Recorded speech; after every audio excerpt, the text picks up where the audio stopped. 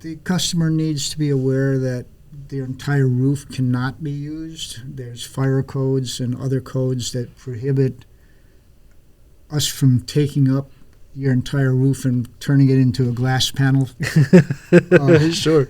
And then the same applies when we get down to the ground. You've got issues that affect the panel that you've got. If you've got your panel is fully utilized and all of the breakers in there have been doubled up already, you're going to have to consider a panel upgrade. Sure. Even if we don't do that, we may have to derate the main breaker because the bus bar won't take the potential load.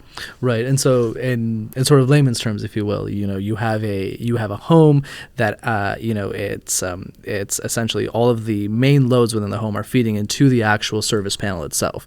And if that cannot take any more, as you say, any more load, then it might need to be upgraded, or we might need to make some minor adjustments in order to accommodate the actual solar panels, addition to the property. It's not so much that it won't take the load, is that the potential for supplying the panel with too much power is there for the bus bar to be able to handle carrying the load to all the circuit breakers. All right. And that's where the change comes.